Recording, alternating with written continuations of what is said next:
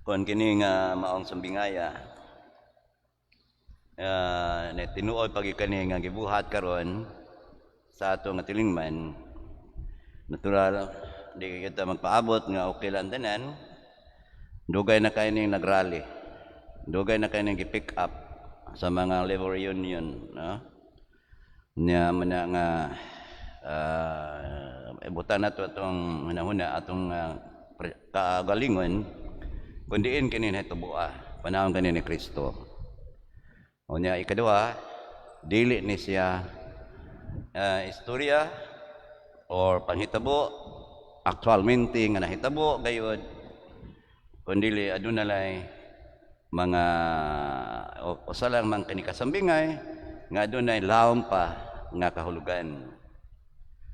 Pero aron sa makatan-aw nato amang background nini o ang kahimtangan o kasamtangan, kani sila no, mga trabante ang tura ginala sa merkado maghuwat kung kinsay mo trabaho kanila. Kung wala gani, wa sila makaon sa ilaha, wa sila mada sa ilang pamilya sa pantrabaho.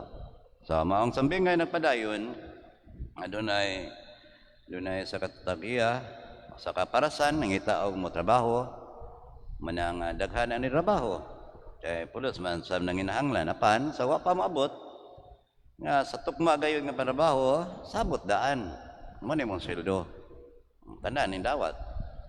Ang katong bag-o nga ni trabaho alas 8 siguro hangtod sa katong katapusan o hapit na mahuman ang ilang pantrabaho mo na ang ilang isabutan karon pagbalik pag adlaw na sa sweldo, panahon na sa sweldo, so tagaan tuod suma silang gikasabutan. Pero ang atong mga narabaho sa nuna nagtuo sila nga dako-dako ang ilang madawat gyud, no? Pero pareha sa diay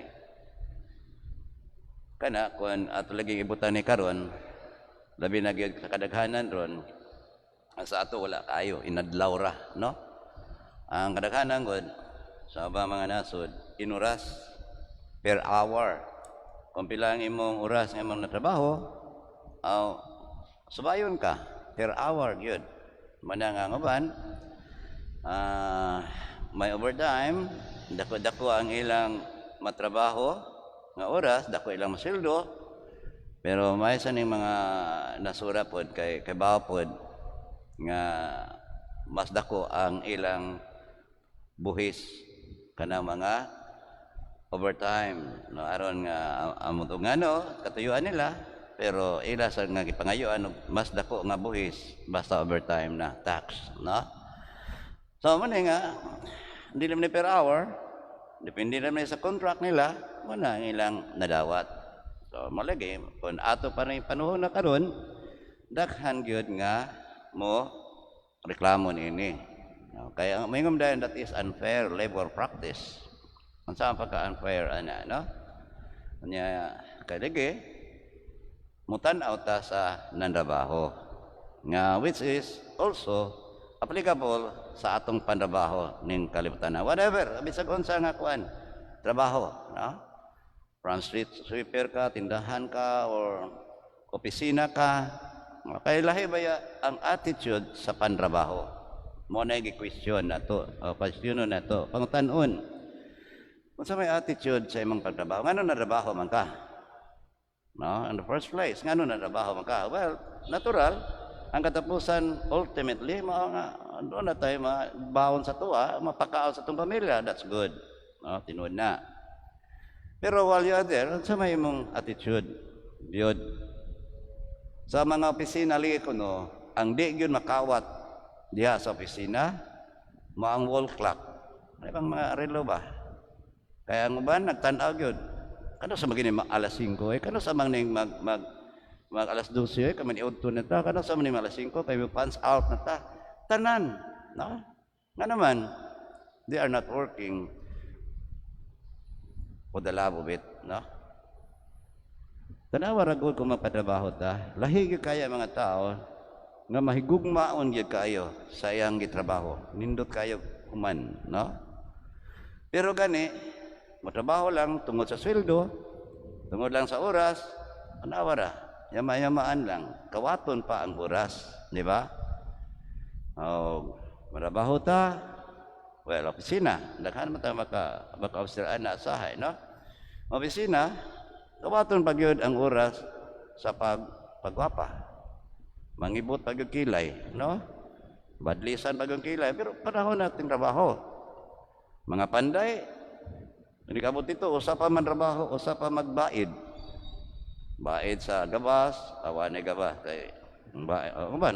Baid sa kining chisel, saygod, hasta ang martilyo, bairon. So nga naman, they are working for the wage, tungod sa suhol, tungod sa sweldo. Naman ko na ang bago ron nga attitude ba sa mga tao. Nobody works for nothing. Walay trabaho, walay sweldo, away mo trabaho. Pero kana kung ang atong buhat atong i-equate, iparehas na to og sweldo. Kalimot lang ta nga dunay say mga buhat na to, ang mga trabaho na to nga mas dako pagahinuon ang naagi no niya way sweldo. Ano? Isa man sila, una na aga na inyong mama. Ganyan itong mama, 24 hours a day, 24/7 na siya. Nagpaabot ba nagsweldo? Wala. Why? Kaya ni trabaho siya tungod sa gugma. Ano sa doon na? Bisan asa ta. Sa atong panhigugma, sa atong trabaho, the more nga ato gining dili yama-yamaan ang pantrabaho. Ikaduha, nindot kayo ng pag-ampo. Like patna ni, no? Nindot kayo ng pag-ampo nga kanabang i-offer nimo ay mong kagalingon nga pantrabaho kanang gitawag morning offering para unsa man alas tong Ginoo. Tanan mga trabaho, tanan binuhatan tungod alang kani sa Dios for the greater glory of God.